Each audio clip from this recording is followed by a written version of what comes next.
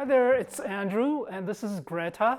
We're going to tell you a little bit about how to write Chinese characters and putting them together into a piece of art.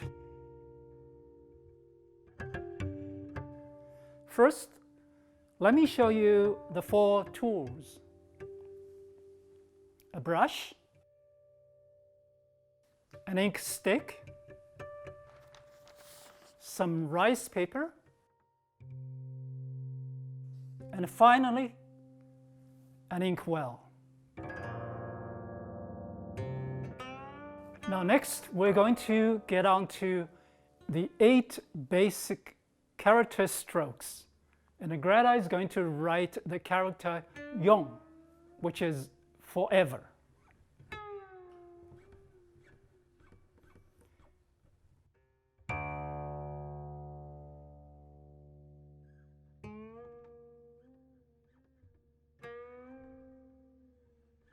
She will start putting down the point.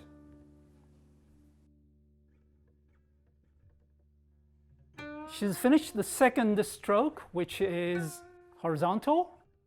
The next one is a vertical, plus the hook.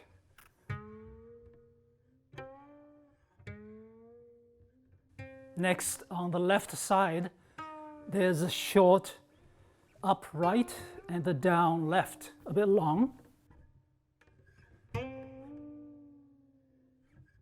And on the right hand side, she's going to finish up with the last 2, which is down left short and the down right long. So those are the basic 8 strokes. And students always start with the character Yong. Thank you, Greta. So now we have the basic character strokes.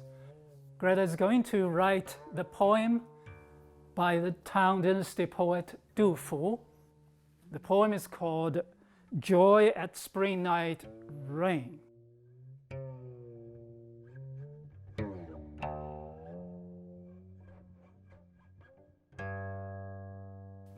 She's going to write in 2 script styles. They're cursive and running. The point is, some of the character strokes are linked, one that flows into another and the next, and some of them might be a little bit separate. So with the freedom, it helps the flow and the energy. And we also notice the sturdiness in the way that she's holding the brush, which is very difficult. I would say Greta has practiced this for quite a few decades.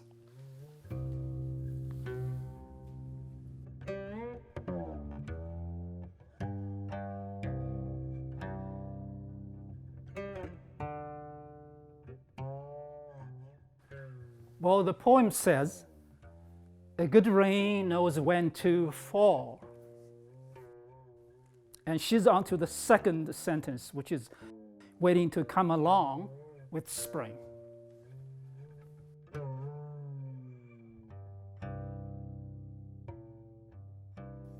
Next, the poem says, "Following the breeze, it slips in by night." And we notice that some of the strokes are separate, but most of them flow into one another. And that's a very distinct characteristic for the cursive script.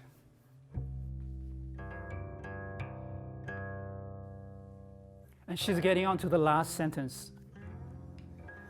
"Moisturing things without a sound." And you'll notice, in terms of size, length, width, some of the characters are much bigger, longer, or wider than others. And the calligrapher uses this freedom to enhance the artistic beauty and the enjoyment for the person who is looking at it.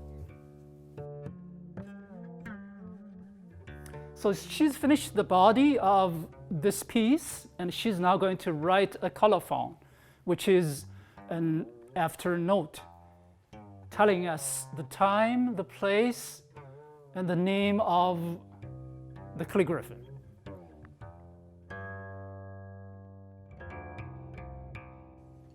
And she's saying in the year of the ox,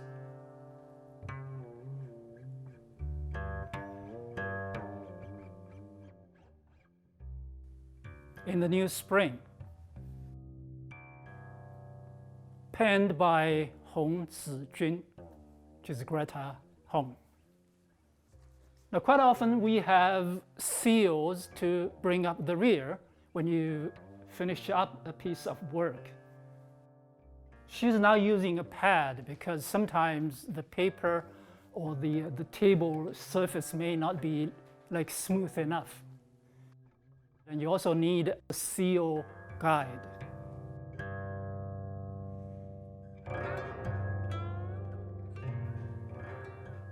Now, the use of the seals has an important purpose of balancing out with the characters and the flow of energy. So she's just put down her name in a seal. And that usually comes at the end.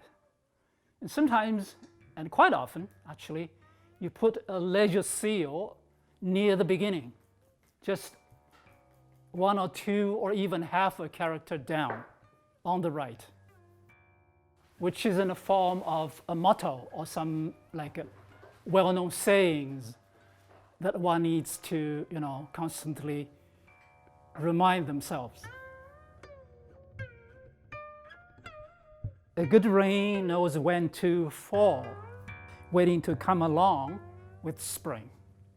Following the breeze, it slips in by night, moisturing things without a sound.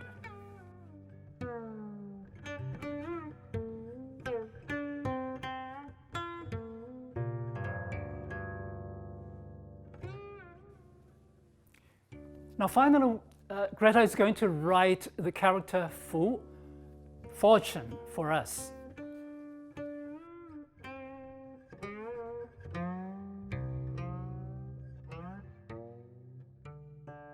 And you will notice this is on red paper. Red means good luck, happiness, and it's very seasonal right now.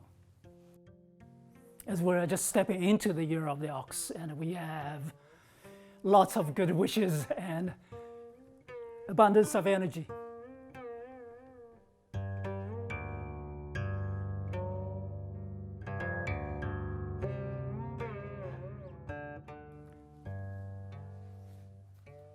Thank you, Greta. That's lots of energy, very robust. Wishing all of us great fortune in the year of the ox. Thank you, Greta.